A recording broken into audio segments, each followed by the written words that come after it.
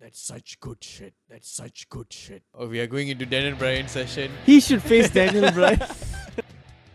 Hey, guys. Welcome back to the Worst Wrestling Podcast. I know it's been some time since we have recorded anything. And today, as usual, I'm here with Suraj. Hey guys. And we're going to do a review. Our review on the Takeover Portland. Yes. NXT Takeover Portland. You know, let's just start off. This one is our conversation starter. All right. For all the shit Corey Graves gives Mauro Ronaldo is a fantastic, amazing commentator. Yeah. He does a lot of like funny puns. Yeah. It's lame, but it's kind of funny at the same time. No. It's not only that. What I meant by fantastic, I realized from this takeover is he can carry the commentary. He alone. I'm telling you, Beth Phoenix. Okay, I don't want to be mean, but she's not a commentator. She's a good wrestler and all that. She's not a good commentator. She just picks up where Nigel McGuinness left off, where Mauro Ronaldo left off. Yeah, it's quite obvious that there were a few times where you can see that Beth Phoenix is just piggybacking off Both of them. But I think it's more due to the fact that a 3-man booth doesn't work. It has to be 2. 2 works really well. Jerry Lawler, Jim Ross. Yeah, Jerry Lawler, Jim Ross, Taz, Michael Cole, and I don't know, you want to go way back like King Kong. No, who's the king? Was it King Kong Bundy and what's that guy who got throat cancer and died? I forgot his name. Oh yeah. So as I was saying, so Taz, Michael Cole, they were good. Yeah, they were all good. Like, I don't know. I feel like 3 people is a bit too much for a wrestling match, especially when you have Mauro Ronaldo who can actually carry it by himself. It's good to have Nigel McGuinness. But do you notice that Nigel was being a bit heelish? Yeah, I noticed that. And also, as I said, he is piggybacking off Mauro Ronaldo. Yeah. Like at one of the points, okay, I think it was a let me see here. Okay, I'm just looking at my notes because I wrote after one of the matches. I think we'll get to that when we talk about the match. Don't worry. No, it was like one of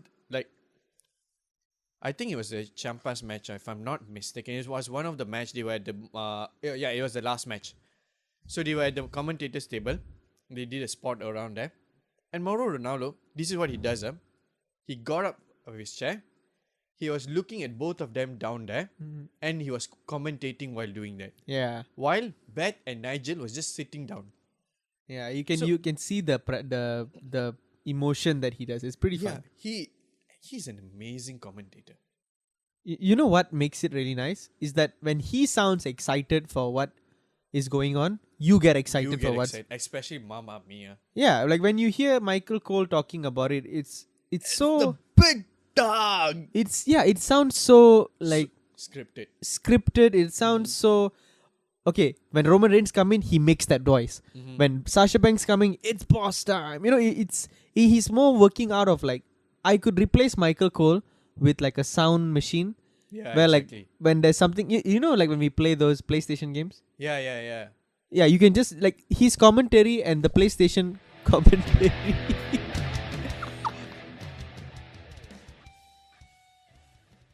Yeah, that's what I wanted to start with. Let's talk about the match. All right, so what was the first match of the night? The first match of the night. How can you forget? I think it was an amazing match. Keith Lee versus Dominic Dijakovic. It literally starts off with Keith Lee doing a Hurricanrana. Yeah, but I mean before the Hurricanrana spot, there was like a bit of botches here and there. It's okay. Yeah, I think it's because like probably Keith Lee is a heavy guy and like Dominic couldn't like carry him. Or like, they had like the first few spots, it started off like basic chain wrestling, and when they started doing some sport, that's when like a bit of botches happened. But once the match took off, it just took off. Yeah, like it never slowed down. You have to see that there were some parts of the matches that were really good in the sense of actually not some parts. Everything mostly 99% of the match was really good. But I like one thing. There were a few times where I don't know if this was like legit or it was worked, but like Okay. Dijakovic couldn't even lift Keith Lee. Yeah. He had like back, he was It was towards the ending. yeah, it was towards the ending, and I think that was almost like the finish, if I'm not mistaken. Yeah, it was part of the finish. And as when you watch, I like that about wrestling is that when you watch, you don't know if that's real or not. You don't know whether can he really not carry Keith Lee, or is he, is he working us? Is it real? You really don't know. And dude, what about that springboard moonsault from Dominic Dijakovic? I don't know what to say. I have The one complaint. when Keith Lee was on the chair. Yeah.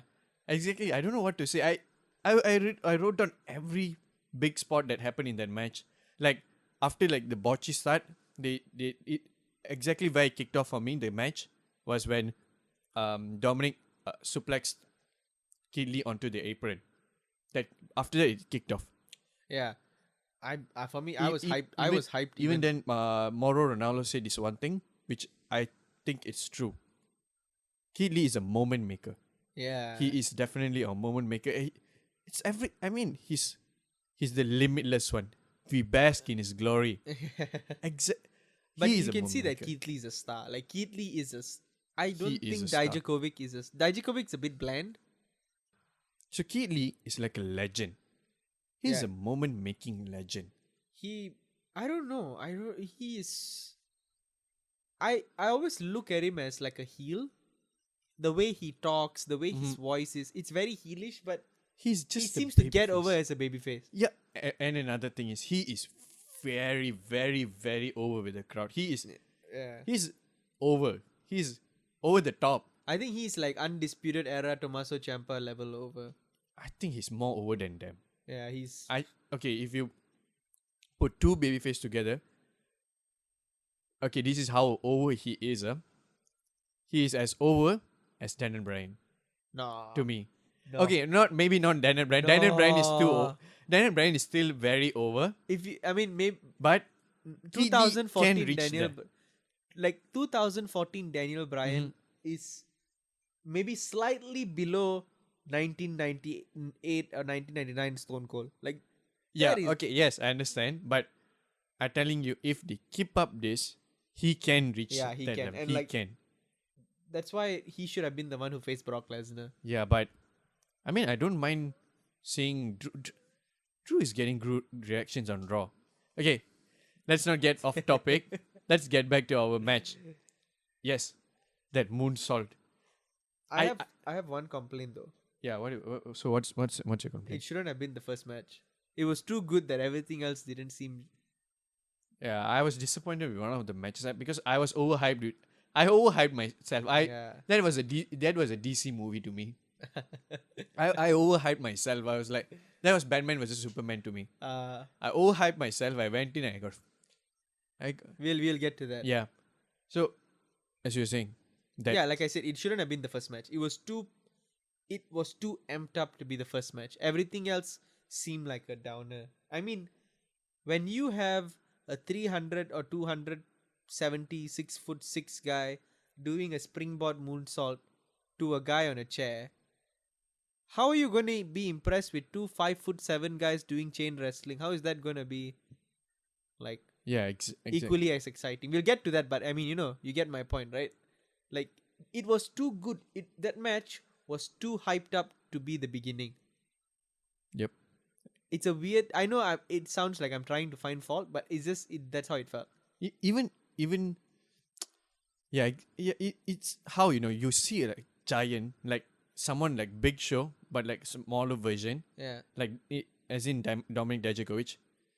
When he got his second when they did the second pin of the match, Yeah. he did a corkscrew moonsault and he landed and he did he went in for a pin. Yeah. Amazing. Yeah. It's amazing to see someone that tall can do something like what Evan Bond did. Yeah. Because Evan Bond was like high flyer for me. Oh, okay. Cool. Because the first thing I saw was like Evan Bond. Because last time when WWE did the do not try this at home, Yeah. the Randy Orton and all that, they'll do all their thing. And Evan Bond was like they'll replay from his match, like he was doing that Shooting star press. Yes. Yeah. He was doing a shooting star press. I'm always impressed with that. And like when I see a big guy, a tall, big guy doing Yeah. that, I'm always impressed. Even the flip that Keith Lee did on the invasion of SmackDown, Yeah. exactly that started off he's going over No, but the Keith top. Lee, if this maintains, Keith Lee he's gonna be like a big star, and I think Vince also likes him. Yeah, So apparently Vince he has- loves him. I'm still a bit worried about Dijakovic though, because he's a really good wrestler, but he's pretty bland. He has no personality. He's a bit, that's a he's a thing bit. with him. He requires like a manager, or he needs to be part of a Probably. group. Do you think Hilton would do anything good for him? Yeah, I think it would, but he's too. He needs a mouthpiece. He's a good wrestler, and I think his promos are pretty good. But he's a good talker, but he cannot give expressions. Yeah. He's a very straight. Yeah, exactly. His face. Yeah, he's a very straight bad guy. He's Mm. like maybe he could repackage himself as some sort of like a killer where he doesn't talk much, but he just Get in and gets the match done. yeah, exactly. And another highlight for me from this match was like, when they both screamed at each other, like they were like going at it, they're like going back and forth, and then they just screamed at each other. Yeah. And they both clotheslined each other and they fell on their knees, and I don't the praises for this match is just too much. Even that no sell.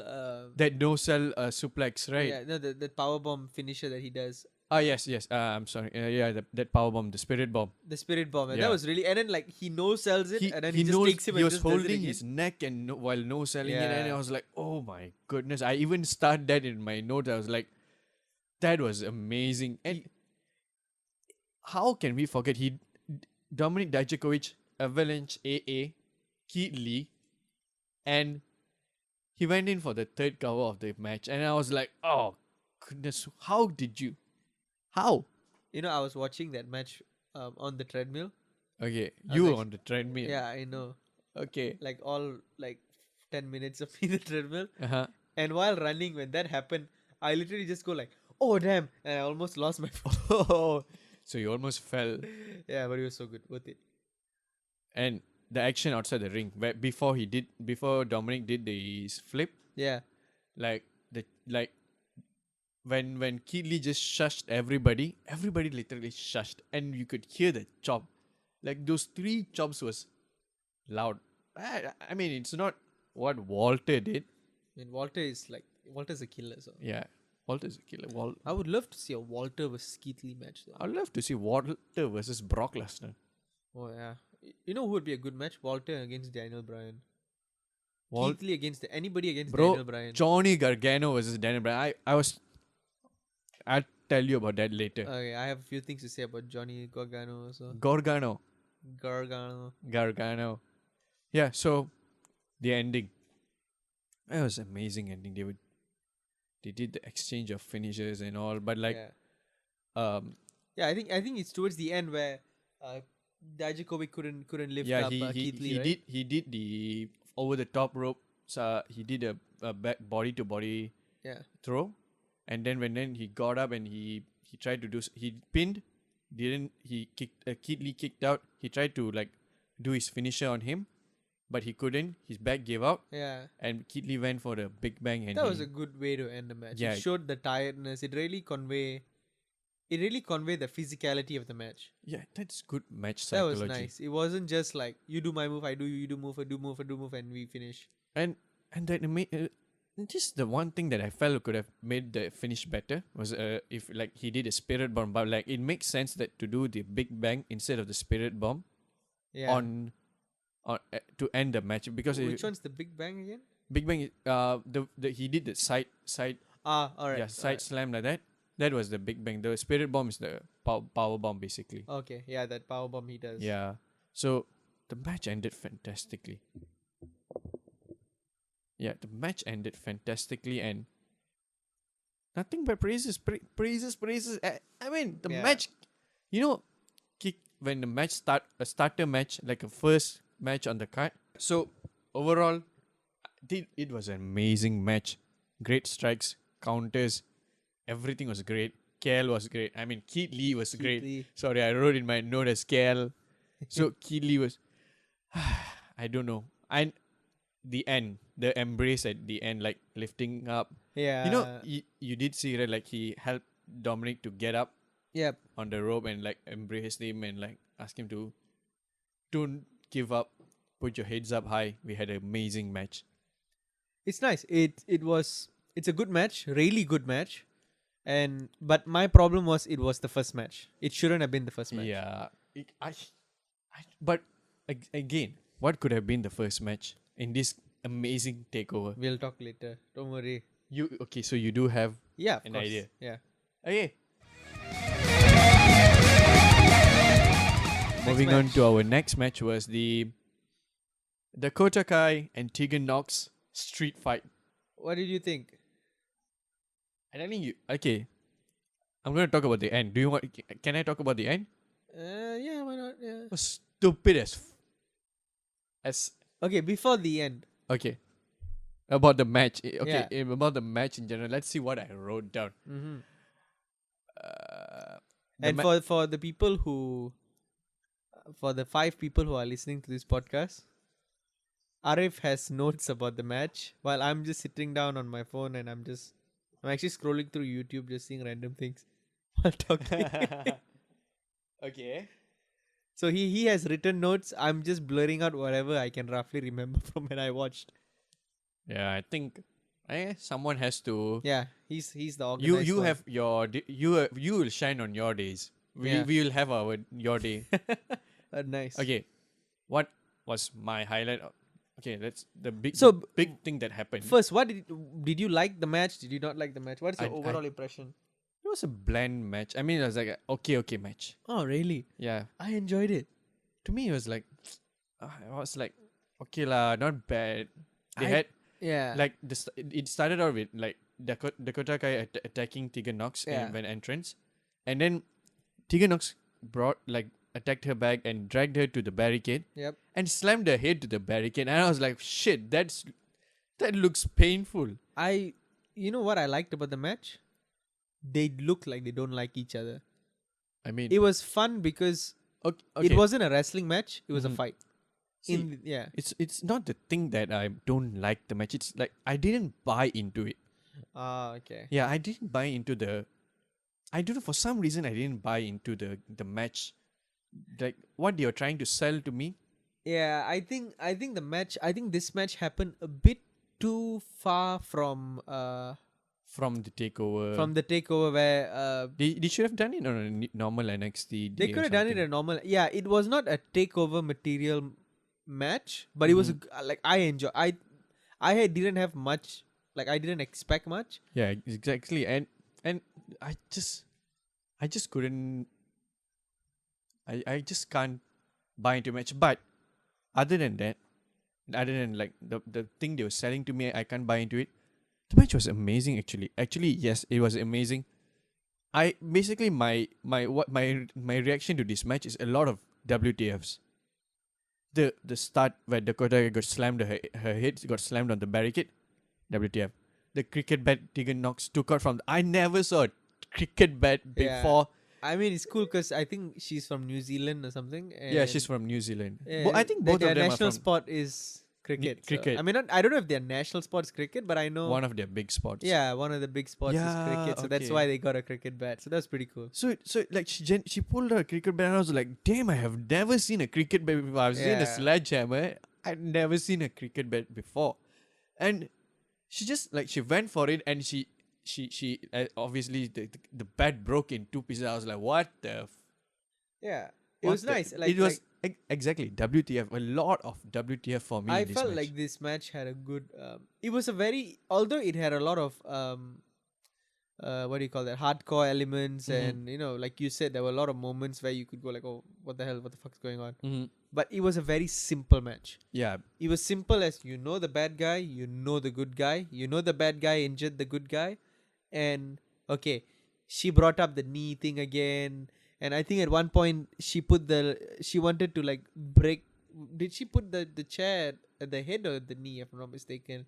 hit. Yeah, at the head, and then so like you can see that there was hatred, and I don't know. I liked it. I actually like what you say is true. It's not a takeover match, but it was a good match. It would have been a good main event in NXT. Exactly. I don't understand why actually I don't buy into the story, because it's a simple story. It's very simple. Okay, you betrayed your friend, and now we are in a revenge match. It's such a simple story, but for some reason, out of But all the the build, revenge, but the build was not. You know, yeah, when it wasn't there. Also, there was no stakes to them betraying each other. I think this is still fine. I've watched revenge matches which is worse, and I don't know, for some reason I didn't buy it. I bought into that and I didn't buy into Yeah, this. I think because the build was also not so. So yeah, so great. And I think you know what makes a revenge story good. That when you know that they are friends, they told us that they are friends, but we never really saw them as friends. It's not Kevin Owens Sami Zayn betrayal level. Yeah, this is not even Kevin Owens, Sami Zayn. It's not even like the Jericho and Owens where they were friends for like 6-7 months. They were Yeah. inseparable, and then they break, and then you go like, oh damn, I don't want to see them fight. Exactly. Or even like for newer ones like Cody and MJF, where every instant they are together, and then MJF just kicks him in the balls. So I mean, that was the greatest thing he done, because it elevated him to a different level. yeah, But let's like, not talk about AEW. Yeah, sorry. Let's get back to NXT. But like Tegan Knox and Dakota Kai, I think although they were friends, we know they were friends. Mhm. We never saw that friendship. Yeah, we didn't see much of it. It just, when she came back from her injury, they could have they could have played the friendship storyline a bit Yeah. more, I mean, and then turned her heel. like fuck AEW, Gargano and Ciampa, right? The first time yeah. when Ciampa DIY. whacked, yeah, they were DIY for so long, Exactly. and they were close. They were close. You saw them being close. You saw them winning the tag team championships. You cared for them. You saw them lose and everything. Yeah, and then when they finally broke, you felt it like shit. It's not just them breaking up; it's you breaking up with DIY. Exactly. Where else with Dakota Kai and Tegan Knox, it was more of like, oh yeah, you guys were friends, and now, when you we meet, don't have emotional investment. yeah, when you into imagine, I meet you now, Mhm. you have never met me, Mhm. and I'm meeting you for the first time, and I say, dude, you know what? Fuck that guy. He used to be my friend, and fuck him. You will just be like, oh yeah, Oh, okay. But okay, Yeah. but he seems like a nice guy, and you are the one who's being yeah. You'll be like, oh fuck, what happened? Or like, even if you know I'm right, or anything, you'll be like, Mhm. yeah, fuck, yeah, sad shit happens. But like, imagine if you were friends with the two of us, yeah. and you saw our friendship, and then you go like, and then one day I come to you and be like, you know what, fuck that guy, I'm not. You'll be like, dude, what the fuck, man, why? Yeah, it's a very good comparison, I think- analogy you're using. Yeah, I think that is why it's my podcast juice that gives me this. Yeah. Points, you have your Sponsored notes. by our own podcast juice. A very good analogy you're putting it in, and it makes sense if you say it in that way. It makes a lot of sense. Just anybody could understand in that kind of terminology. Yeah, it's using. just that you. But if you look at it as a match, and I had low expectations, I kind of enjoyed it. I had a good time. And, was okay. as I said, a lot of WTFs. Yeah. When Dakota Kai took the trash lid and she smashed it on Tegan Knox's head, and I was like, damn, impressed. WTF. Another one. Okay, this was the problem. Another problem for me in this match is, I had 3 problems with this match. I have told I can't buy into the thing they were selling. That was one. Another thing is, this was the spot in the match. As Dakota Kai was taping up Tegan Knox's hand, she was just standing there and looking. Oh yeah. She didn't struggle. Like, you have seen John Cena tape Batista hand in that I Quit match. Yeah, they fight and They fight, he struggle, and every person who gets taped, like, if they don't look beaten up, they will struggle. But she just stood there, and I was like, no. I remember one spot where Dakota Kai is, I think, is it she has a trash can. She's like sitting down in the turnbuckle and has a trash can over her, and a trash can, or it was some weapon. Yeah. And instead of Tegan Knox just running and like leg dropping, giving like a leg drop, she runs and gives like this weird backflip. Yeah. Body, I don't know, smash or whatever you call it. Yeah, like exactly. inverted. It was weird. It was like, and you could clearly see it wasn't like a strong impact. It didn't hit hard. It didn't hit hard, right? And I think even Nigel McGuinness goes like, oh, she should have just run and just Yeah. Drop I kick. exactly. He said that, and I was like, I mean, okay. My last problem is the ending. Yeah. Oh, that ending ruined everything. That was a stupid piece of shit ending. It was a raw ending.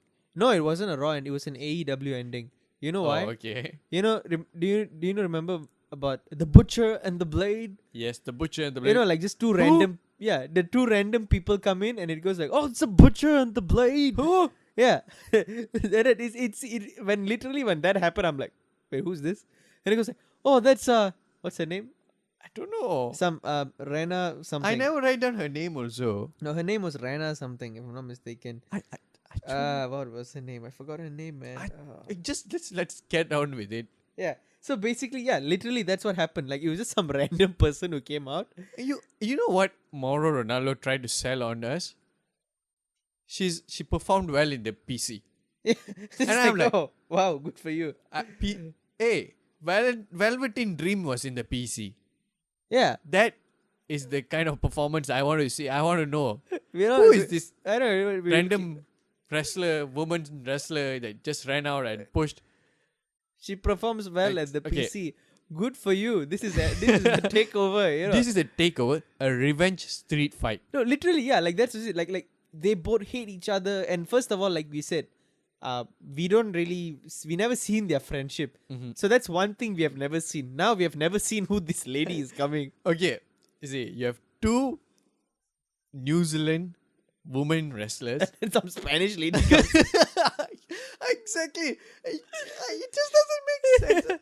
It's like, fuck you, man. You know what I wrote for the overall impression of this match? A lot of WTFs, but what kind of never bought into the match? And what's up with the ending? Yeah. I put what's up with ending. Yeah, literally. Like, as I was watching, I was like, it's pretty cool. And I think she comes in when... And she botched it. The table finished. yeah, the table didn't break. That's okay. The table didn't break. Is another thing. Yeah, it's like... She didn't even drop properly on the on the table. So apparently, like, her doing well in the PC didn't translate. She did it well on the NXT So Takeover. well. In the PC, she broke so many tables. But during the match, she couldn't even properly throw Tegan Knox. I don't know. Yeah, so like, it was like... okay, the match was good. If you now you look back at it, I know it's a good match, but like just certain parts of the match I didn't bought into. Yeah, it was a good match in the sense of like I said, basic simple match. But even I was not invested. I was not like, oh man, you better hit the choreography. I was like, it's pretty fun, you know. They're killing each other in the stage, but that ending, man, It was bad. Okay, this one it's not exactly a problem, but like it's a street fight. Where's the streets? no, it's okay. I don't mind that. I know, I don't mind, but I was like, it was funny to see like they just wrestled in the ring. Yeah, They were in the ring most of the time, and I was like, last time street fights all was in the backstage, right? You know what? I was like hoping for. If you watch a street fight, the wrestlers always come out in jeans. Like No, yeah, like if you Dean see, Ambrose. like I don't know, I can't think of a recent street fight, but the most recent one I can think of is Jericho and CM Punk, where when they had a match, they both literally came out in jeans to fight. It's like a common thing. Literally a street fight. Yeah, so they both come out like in street clothes, Mhm. and I noticed that Dakota Kai was wearing like short jean shorts, and I was like, Yeah. Okay. lah. Something. at least something. someone was wearing like street clothes and fighting. I mean, I think Dakota Kai is a good wrestler, right? I mean, I've never seen her. She got injured way too early into her NXT career. Ever since she turned heel, she looks kind of cute though. Yeah. Okay, let's move on to the next match. This match should have started the show This would have been a perfect. because of the chain wrestling and the slow start. No, okay. Before you get into that, Yeah. the video package. Let's talk about that. Let's talk about the video package to start off this before this match started. Okay. How do WWE keep coming up with such good video packages? This is such good shit. Yes. Yeah, their media department, so their production department is one of the best. Like They missed out Edge's first spear in 6 years. Their pre-packaged things are so good. Those are amazing. Like even if you see their documentaries, every one of their documentaries are really good.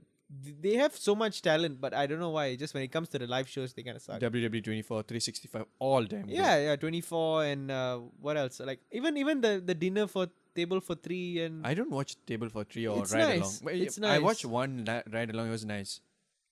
Yeah, but as I said, the video package was amazing. It made me want to watch the match even more. And then right at that time when I was watching that match, you were messaging me. I was like, "Oh, bro, why are you fighting with your friend?"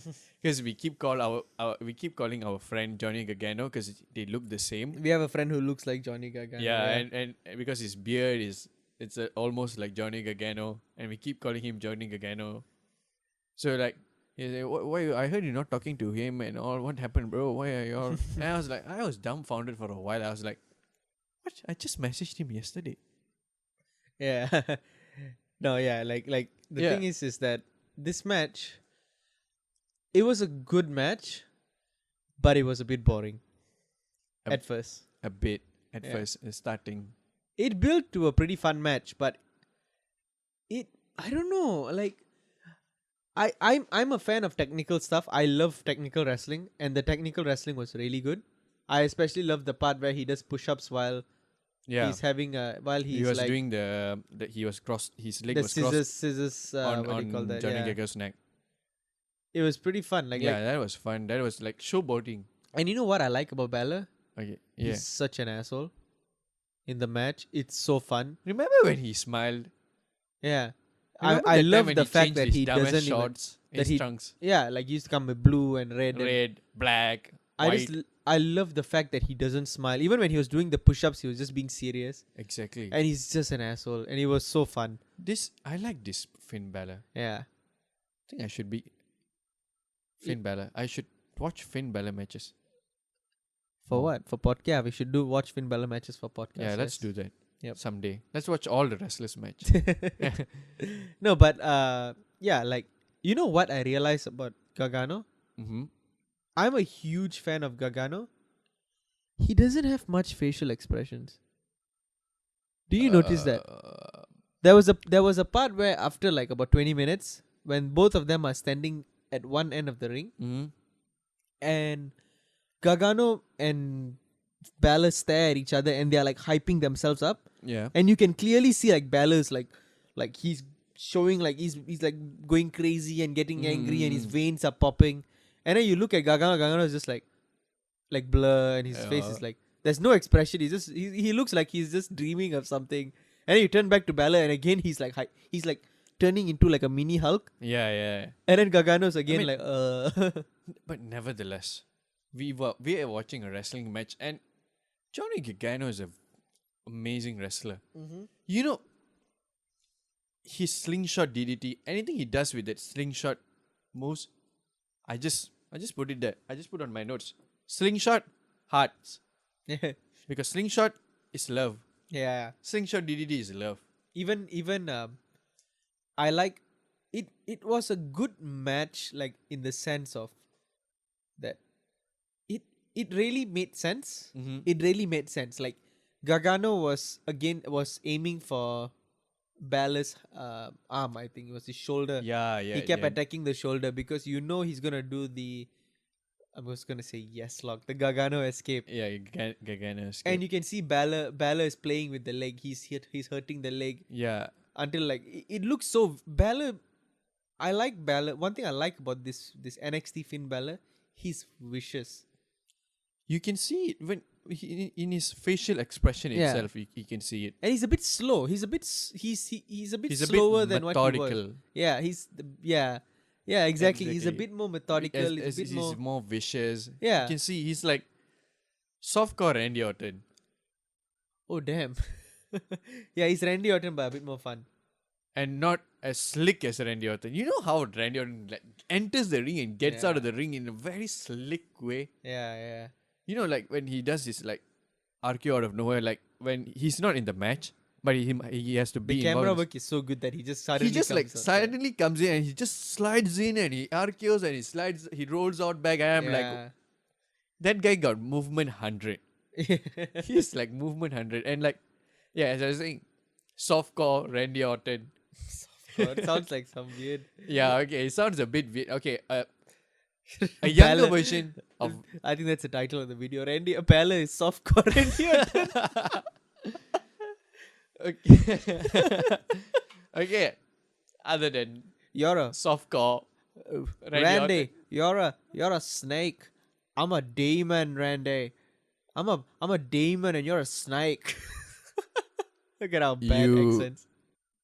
Yeah, so the one thing that was nice about this match is that they targeted the limbs and it made sense. Johnny Gargano was going after his shoulder and his arm because he's gonna do the Gargano escape. Yeah, at some point that will happen. Yeah, so it made sense that it was happening. And then Finn Balor was also targeting the leg, being a bit more methodical. Yeah. This is like a basic wrestling match. Like Yeah. the first two matches Balor has back on NXT, it's just basic. Yeah, good it was wrestling nice. match. Like even with his match with Matt Riddle, it was a really good. Balor's really showing his mat wrestling skills. Yeah, exactly. He's like showing off. He's actually He's a good pro wrestling grappler. He's a really good he's pro a wrestling really grappler. good Yeah. wrestler. And the chop he did outside of the ring at the ringside he gave to Johnny Yeah. Gargano. I was like, okay, Walter would have been proud of that chop. And another thing was the drop kick he gave to Johnny Gargano on the barricade. Oh yes, yeah. That I think there was one drop kick where he gave and like it looked like Gargano landed on his head, Yeah. hitting the turnbuckle. It was pretty scary, man. These guys are so good. Talking about drop kicks, after Johnny Gargano's drop kick on Balor, right before Balor did the drop kick from on top of the tables, Yeah. did you see that laugh or the smile? No, what do you mean? He didn't. Johnny Gargano did a drop kick on the Yeah. barricades to Uh-huh. Balor. Okay. Oh yeah. It was that cynical smile. It was a bit of a foreshadowing of what is gonna happen, right? Yes, Rashid messaged me and told me that. The Rashwin's the guy who looks like Johnny Gargano. Yeah, he told me that there's a betrayal. But Ah. he messaged me like in the morning. You watched it on a delay. as usual. I watched it on delay, and I was watching at 9, and I was like, I never thought about his message, and I was like, okay. I should have seen it coming. I don't know. We'll get to that later. No. Okay. worries. I mean, I don't have a lot to say about this match. That was it. Amazing spots, but like the match was good. Yeah, the match was really good, but it was a bit. I don't know what's the word, but I think because the first match was too good. Going back to that point, this match should have started the show, where the Yeah. crowd was all hyped up, and even if you do a bit of chain wrestling, have some time to build the match, people would have been into it, and then have the third match being Keith Lee against Dominic Dijakovic. People would have gone mental. They It would gone have just been mad. building over. And then the over. next match would have brought them down back, and then the last match would have What was the ended the show perfectly. What was the next match after this? Rhea Ripley versus Bianca Belair. Oh, okay, all right. Yeah. Okay. Just let's finish up on the Johnny Gargano and Finn Balor match. Yep, What was your overall thoughts on the match? I like the match. I like the match because I'm a fan of mat wrestling and I like that pro wrestling grappling stuff. Mm-hmm. But I can also understand when people say it was a bit slow. I had a friend who watched it and he was like, "Oh, it's he didn't like it." He said like, "Oh man, he said it was too long," and then secondly he was like, "Oh, all they do was like just grappling and holding each other," and I'm like, "It's nice, but it's not for everybody." And at the same time, it's funny that the 6'5", 300-pound men were doing the hurricanranas and the flips, Yeah. and the 5'8" guys were doing the If chain wrestling. If you put it in that way, it was pretty funny seeing But that. the thing is like, for non-casual fans, we know that Balor doesn't do flippity Yeah, flips, and Johnny Gargano is not known. he's not really a flip guy. Also, Johnny yeah. Gargano is a wrestling guy.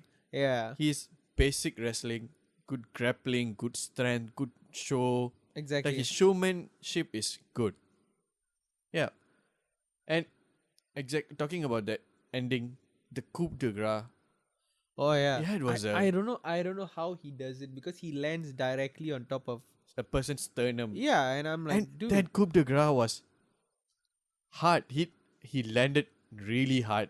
Oh, and speaking of that, after he pins after Balor pins Johnny. Gargano, Uh-huh. he's still shit talking. I'm still like, I don't know Yeah, what he's yeah, saying. I saw that. And I he's like saw that. holding Gargano, and he's like, you know what, you and I. The way he pinned him Yeah. was amazing. And It's the like, way after the match when he holds him down, I'm like, oh, this Mhm. guy is an asshole, and it's so good. he's becoming He's good. He's good. Prince. Yeah, he's a demon. He's the demon, Randy. Yeah, and at the end of the match, I thought, okay, I would love to see Daniel Bryan versus Johnny Gargano. That would be an amazing match. Has Balor faced Daniel Bryan? I don't think so. I think that's like that's like the signature of our podcast. Any wrestlers we like, you'll be like, he should face Daniel Bryan. He should face. So far, we said Keith Lee should face Daniel Bryan, and then we're like Gargano face Daniel Bryan. Then we just like in our few other podcasts, we just about, Yeah, Daniel Bryan. Daniel Bryan. We were like, oh, Daniel Bryan this, Daniel Bryan that. And we were like, Daniel Bryan. Our Royal Rumble review. Oh damn! You know, Daniel Bryan has not faced Finn Balor. Ever. Yeah. Ever. I mean, I don't know about outside WWE, but in WWE they've never. Okay. Yeah. But it would make sense if I don't know. I don't think that they even faced each other in the Indies. Huh. Yeah, man. I would love to see that happen. I would see a lot. There's a lot of dream matches that I would love to see happen. But yeah. for now, we should focus on our Rhea Ripley versus Bianca Belair. All right. I think that Bianca Belair is Amazing. a star. Yes, she is a star. She is really good. She knows her shit. She knows her character. She walks around like she's been wrestling for like 10 years. Exactly. And she's just like 20 something, if I'm not mistaken. She's like 23. No, she's not. That's Okay, Rhea maybe Ripley. she's 28. I think she's like 30 years old. No, I think she's 28. Is it? Fact check. Fact check. Wait, let me. She's 31. But But I she think looks so she's- young. Yeah, she looks good. She's like, but the thing is about her is that. You know, she's the wife of Montez Ford. Yeah, I know. That guy with. I don't know which one is it. The The- one who the- shakes the ropes. Yeah, Oh, okay. the guy he with jumpers on his legs. He has like pogo sticks on his legs. Yeah, he's. He jumps really high. Yeah, it's a very underused team though. Oh, you know why I remembered about the pogo stick and why I mentioned it. I saw it on Raw. Okay. Okay. No, yeah, like she. Mm-hmm. I don't think she's been wrestling for more than 5 years, but yet she walks around like she's been wrestling as long as Charlotte she's and good. Becky and Sasha. She's amazing. Yeah, she carries herself really well. And I don't know about I expected more from the match actually. Like Yeah, me too. maybe okay, you tell me what you thought about the match. Like what was your point of view? Maybe my point of view would change. I felt like the match was. It felt too much like it's just a bit in between match for Charlotte to come in. I felt like they were more like, okay, Rhea Ripley has to get this out of the way so she can face Charlotte.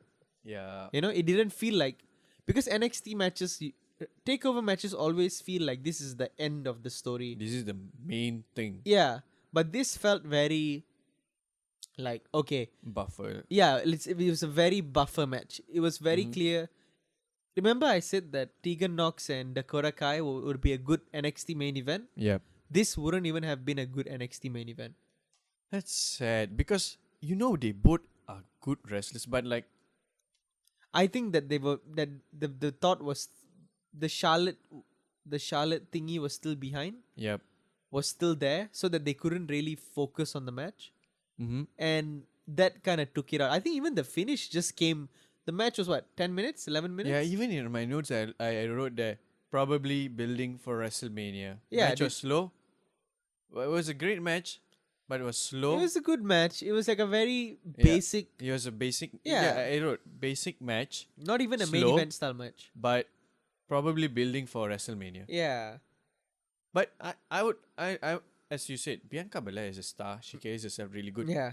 And in this match, one thing I see what they're trying to tell is Bianca Belair can go head to head, strength to strength with Rhea Ripley. Rhea Ripley looks huge and muscular. Yeah. Rhea Ripley looks like she can fight Charlotte. Yeah, and Bianca Belair went toe to toe with her, strength to strength. Yeah. And I was impressed. Like maybe we don't know what they were trying to do. What's the point of the match? But what is the thing that I could see from this match is, yes, she is strength to strength, as strong as Rhea Ripley, and I would love to see someday Bianca Belair actually Facing Daniel Bryan. defeating Charlotte Flair. Yeah, I think it would. I wouldn't mind if Bianca Belair was the one facing Charlotte in Mania. I think that would have been a pretty fun program because Rhea Ripley is cool and she's like She needs to take on Becky. I want Becky shit talking mouth Becky Lynch to shit talk the Nightmare, and then this is just. I want Daniel Bryan.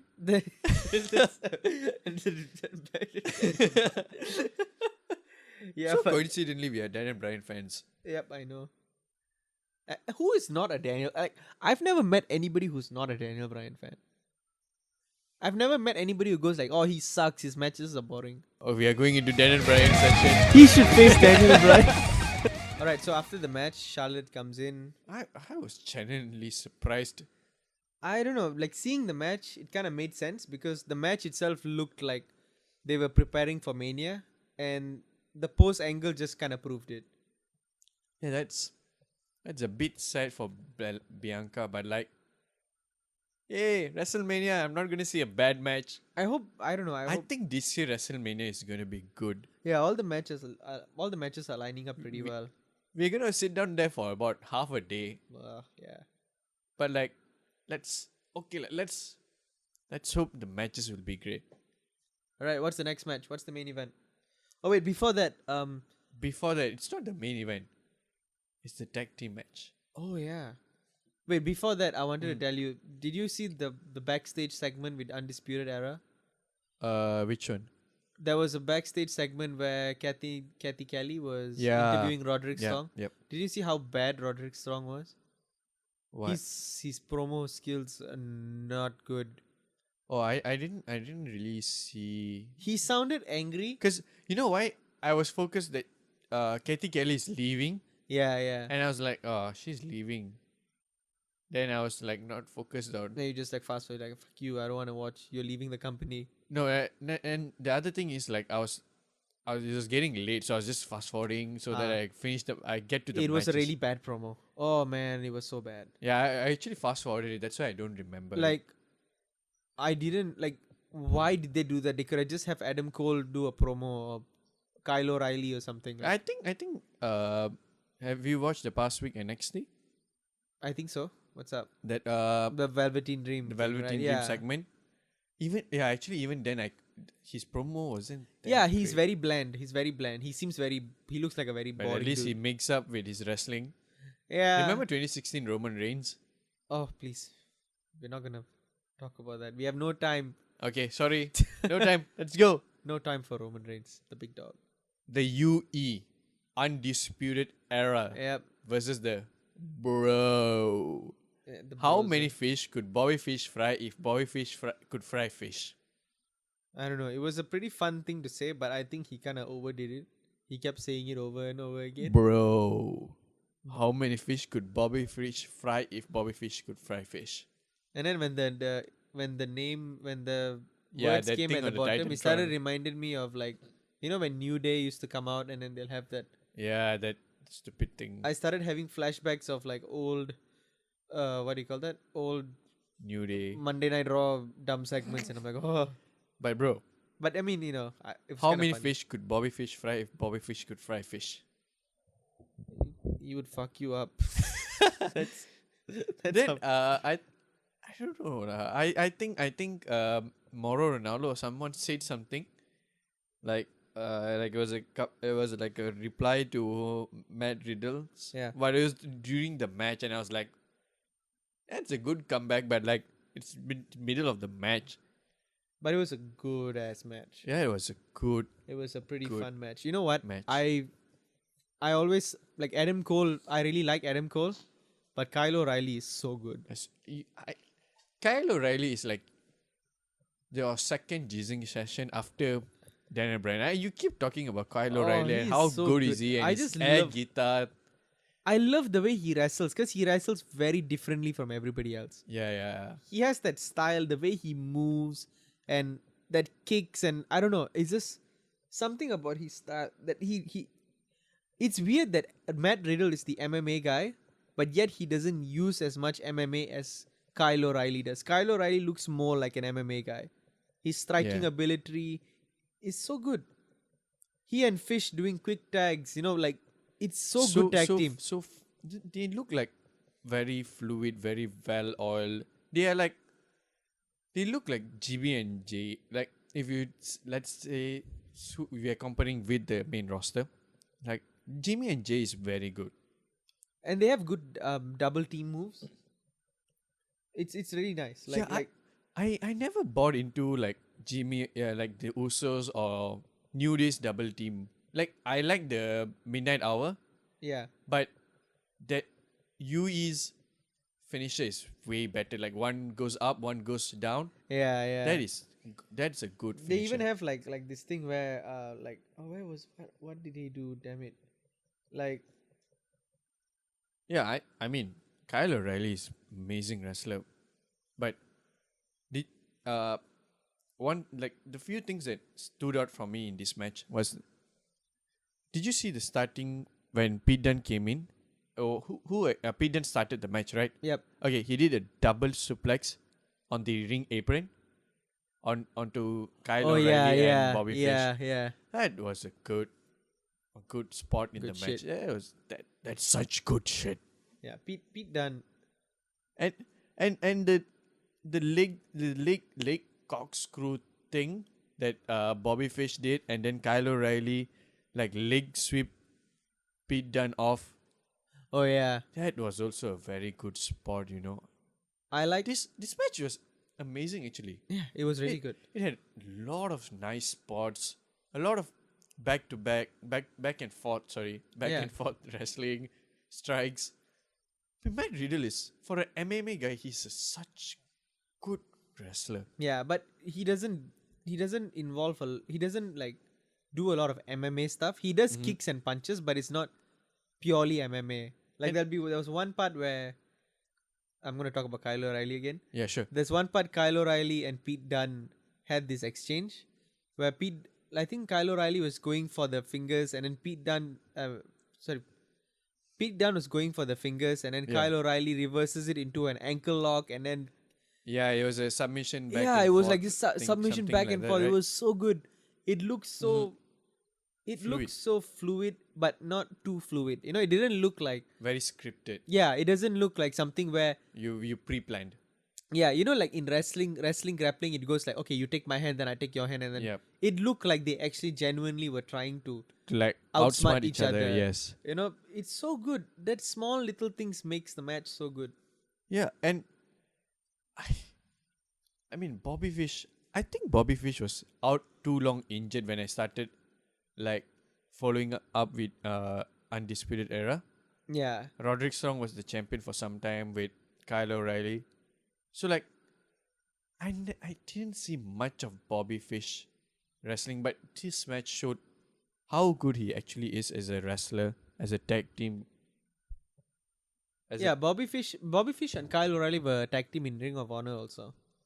Also, they are from. They were known as Red Dragon. Oh well, that's amazing ring. Yeah, tag that's a team pretty name, cool right? name, right? Yeah. Yeah. Wow.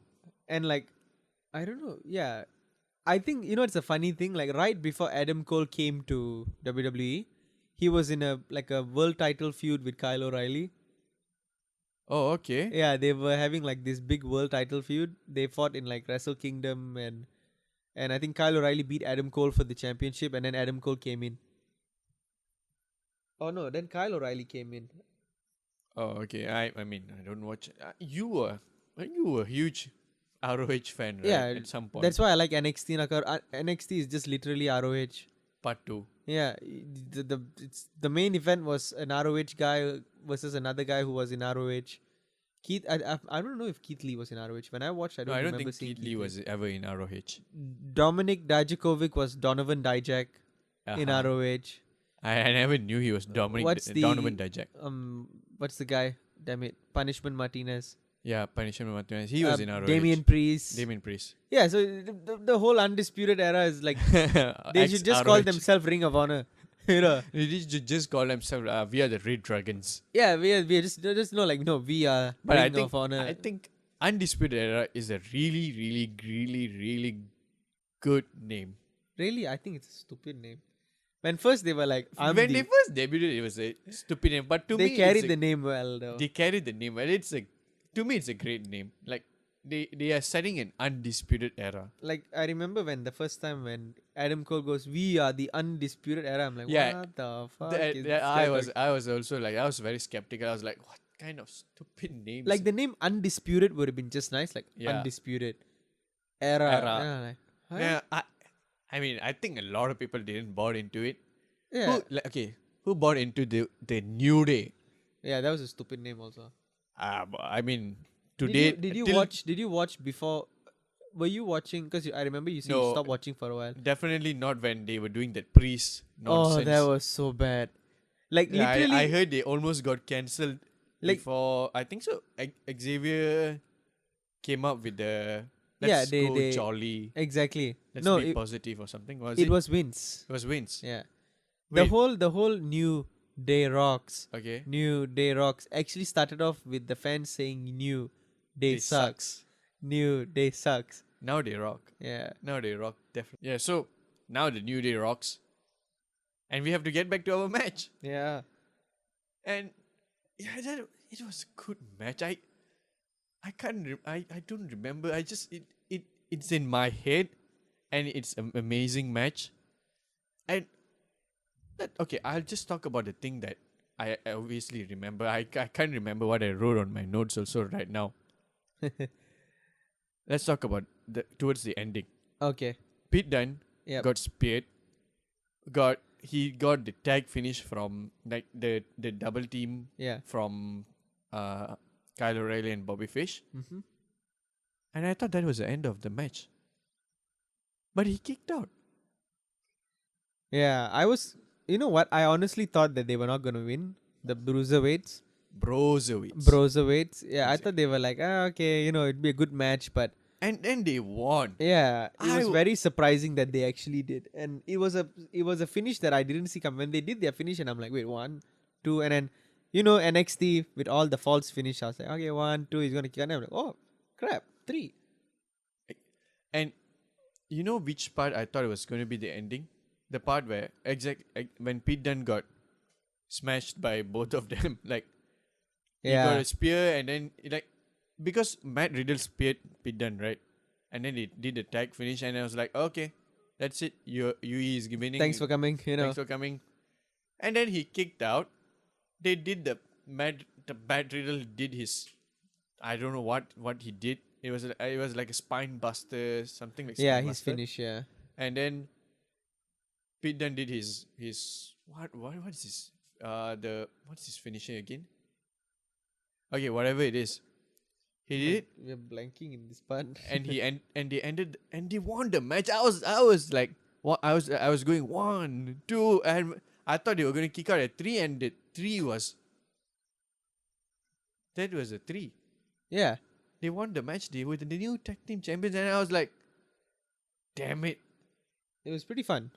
I had a good time. I love this match, but I don't know. I don't think they should be a tag team. But it looks like when they did the entrance and Pete Dunne was looking at Matt Riddle like, what the heck is wrong with this guy? Why is he singing? Yeah, you know that they're gonna break up like anytime soon. Pete Dunne should be the bruiserweight again and like shit on Matt Riddle.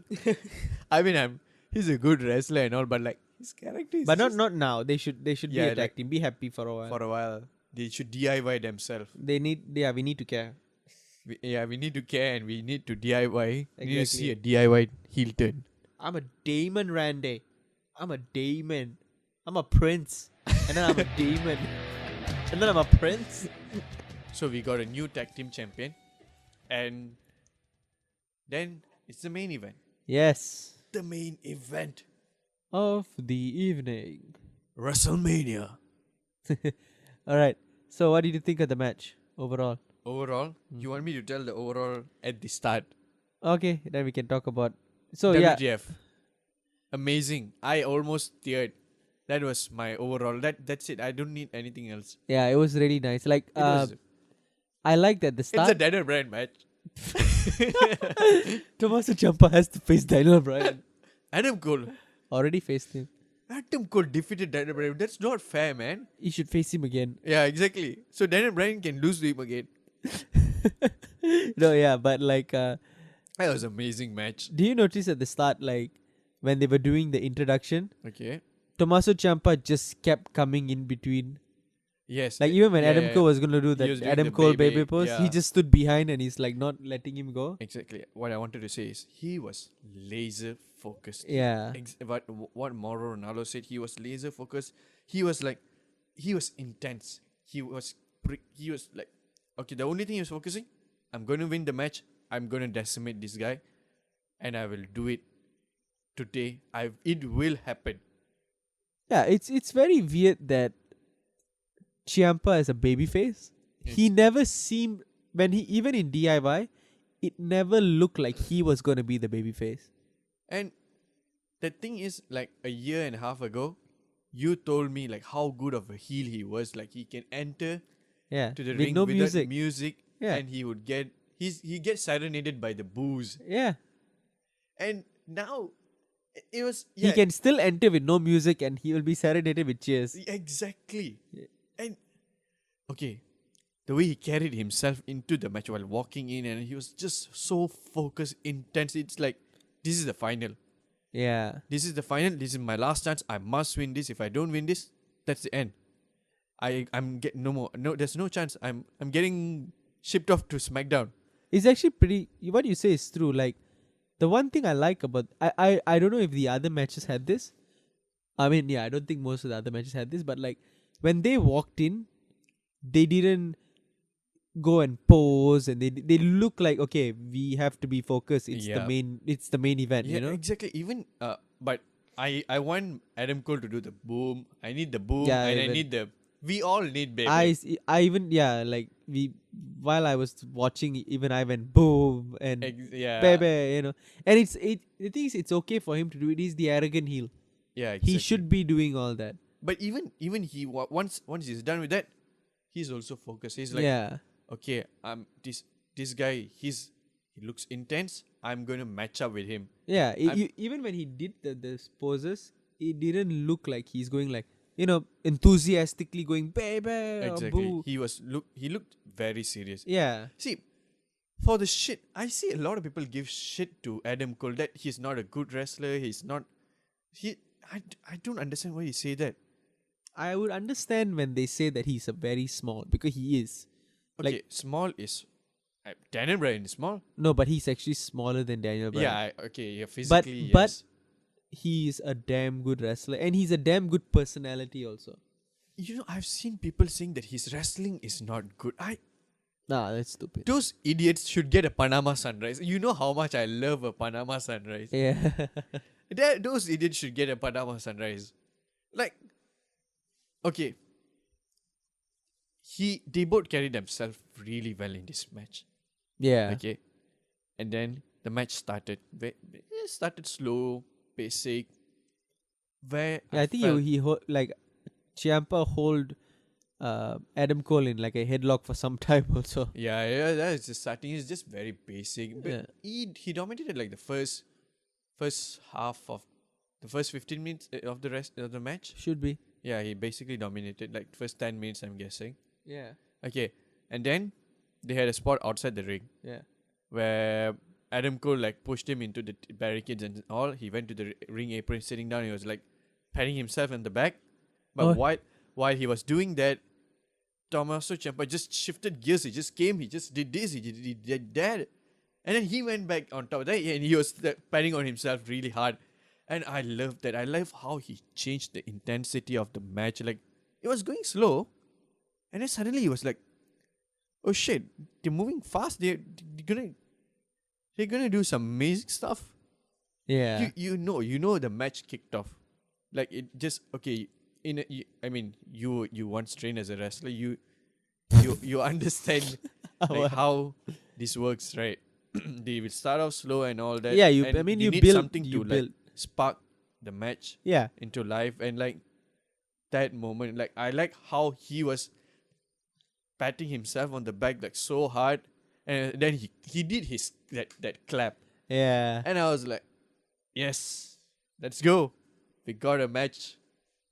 Yeah, it was nice. And then shit just took off. Shit took off. I thought Tommaso Ciampa injured himself. When that spot where the table didn't break, I thought he landed badly and he kept holding his neck, and I was like, oh God, is he really injured? So I replayed because I was watching on a delay. I was replaying on my TV broadcast. So I was replaying it. I was like looking at it. I think I replayed it about twice just to make sure. Then I saw, okay, he didn't drop on his neck. You didn't have to replay because the stupid WWE they kept showing so many. Yeah, you were worried, but at the same time, I like the fact that it looked like he was hurt. And then the whole match, you go like, oh damn it, I don't know if he's hurt. But the stupid replay kept replaying it from every different angle, where at one point it looked like, oh yeah, I didn't hit his head, he's just pretending. Exactly. And I'm like, I think because I was watching, I was skipping a bit when I see the small screen come over. I was like, okay. Yeah, I think they replayed it like in 3 different angles, and at one angle you could clearly see that he didn't knocked his upper back, and his head was protected, very well protected. Yeah, and I was like, okay. And I like Mauro Ronaldo really, like exactly. I said he's an amazing commentator. He can carry the boot alone. He can do it alone. He kept mentioning like, even when at first he was like, oh my God, it hit his neck. Is he okay? Is he dead? And then after the stupid replays, he goes like, although it didn't hit his neck, but it vibrated, and who knows, it reverberated and what's the word? It's okay. Let's carry on. Like he can make. They already fucked it up. Yeah, it was, and like he's trying to like justifying it. Yeah, he said like he meant like, although it didn't hit the neck, but it could have impacted the neck. Like the vibration. He's a smart commentator. Yeah, he really played his part well. We are going into Daniel Bryan session. He should face Daniel Bryan. He should commentate Daniel Bryan matches, which he kind of did though. Another highlight of the match was when Tommaso Ciampa did that backdrop thingy from the top rope. Which one was? Oh yeah. Like the one he did in Takeover War Games, right? Exactly. Yeah. But I mean, War Games, he was at the top of the cage. He was a crazy man. He was a madman on a mission. He looks laser focused ever since that takeover. He's possessed, I think. Yeah, he looks possessed. Like since that takeover, he's just like intensely focused, possessed. I don't know what happened to him. Yeah. He's not that heel. He's a totally different babyface. He's a babyface for some reason, and he's not a heartbreaking heel. Yeah, I think because the story of a champion losing his title without... It's the same thing. I mean, it's not the same thing, but it's more or less like what happened to Seth Rollins when he was WWE champion. He tore his knee and he came back a babyface because everybody felt sympathy. The same thing for Ciampa. And that night, he defeated Roman Reigns. Which one? In the Money in the Bank? He defeated Roman Reigns, and then Dean Ambrose cashed in on Seth Rollins. Where they did the stupid thing of like they kept him heel, but this one they were smart enough to know that when Ciampa returns from injury, he should come back as a babyface. People felt bad. Yeah, and so especially his I think his video package had this small baby. And his that scene baby. when Gargano wins the title and he comes out and hugs Gargano, you go like, oh damn, this is Yeah, he's a baby face. Exactly. yeah. And So talking about that backdrop, he even did a backdrop on the apron. that was Yeah, I always feel like that apron is always hard. When I felt that apron was hard, when Kevin Owens powerbombed Sami Zayn on that apron.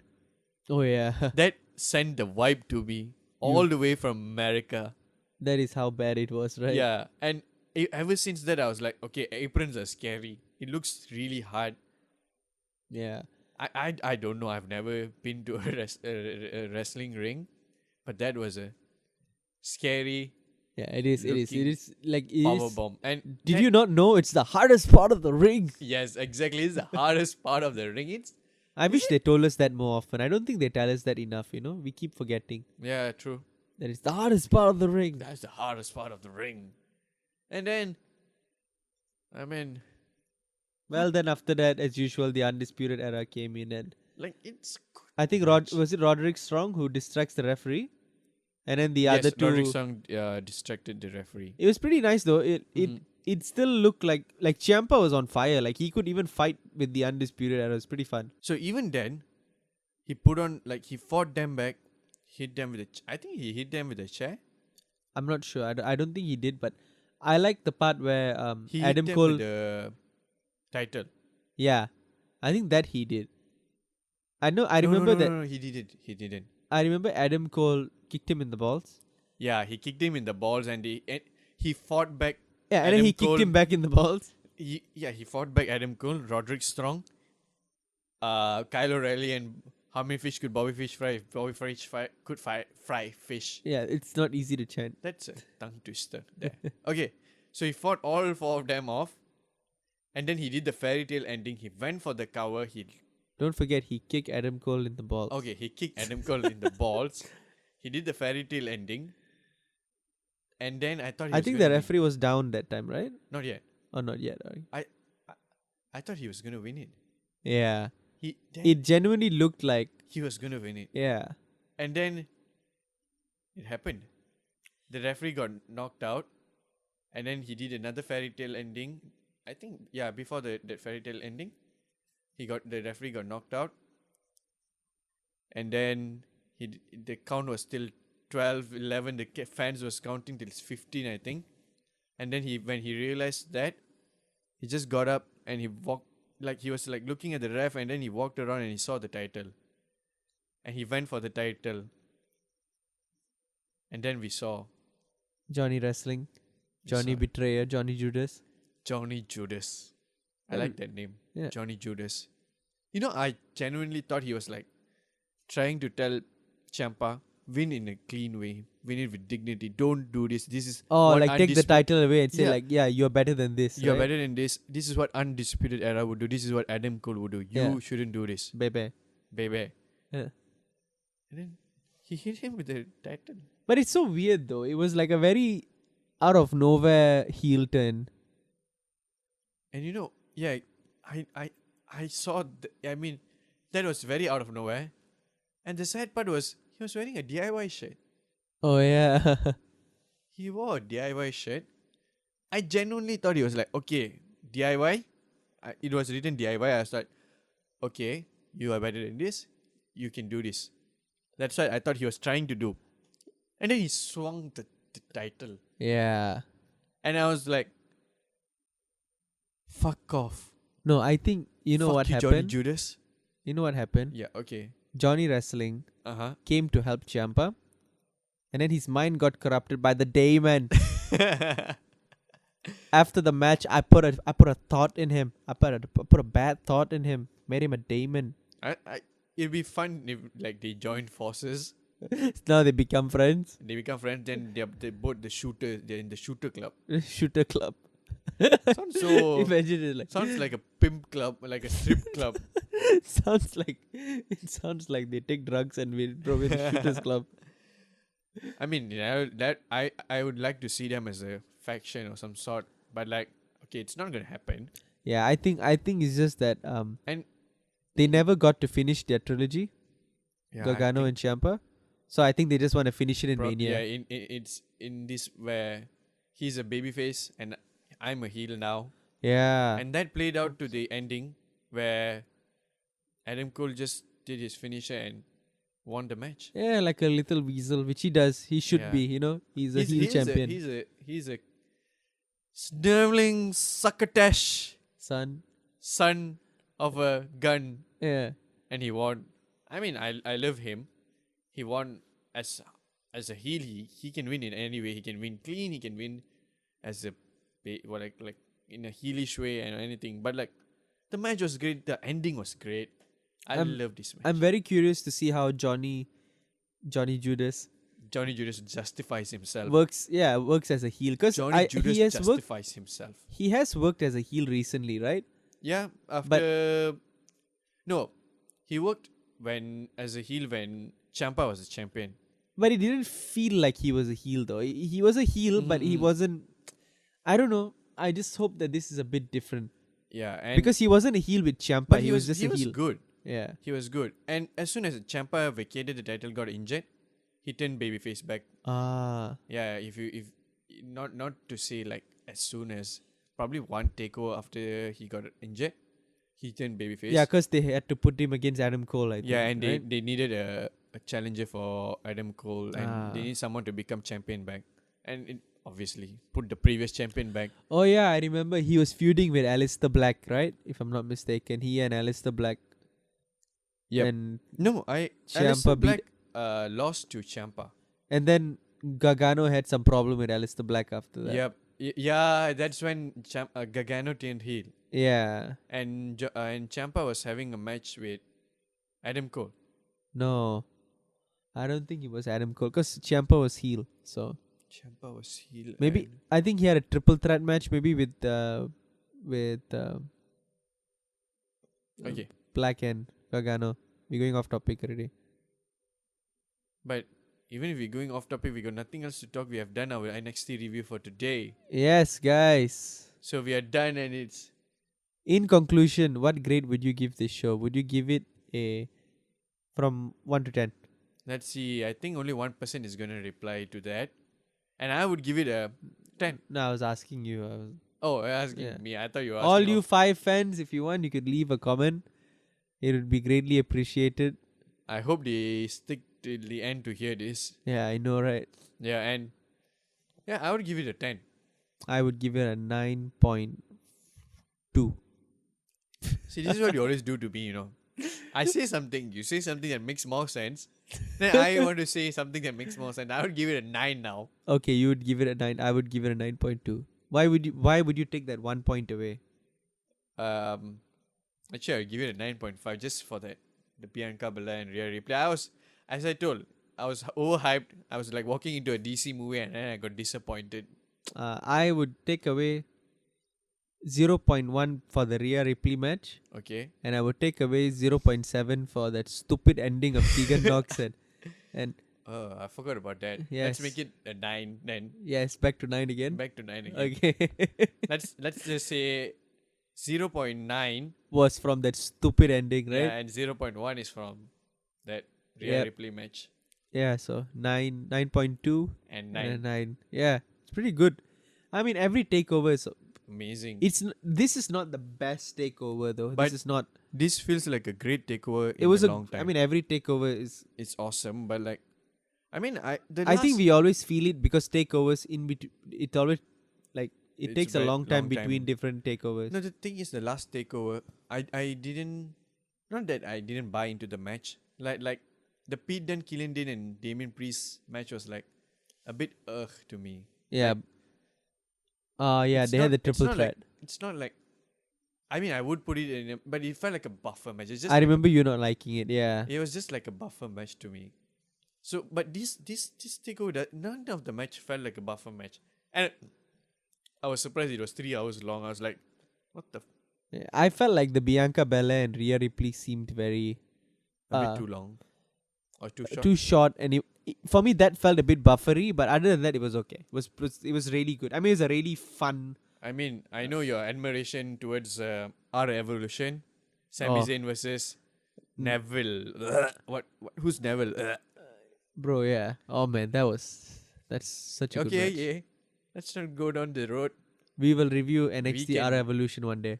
We can, and that would be my first time watching it. I tried finding fake copies. I tried to find on Fake? Oh, I'm sorry, guys. pirate.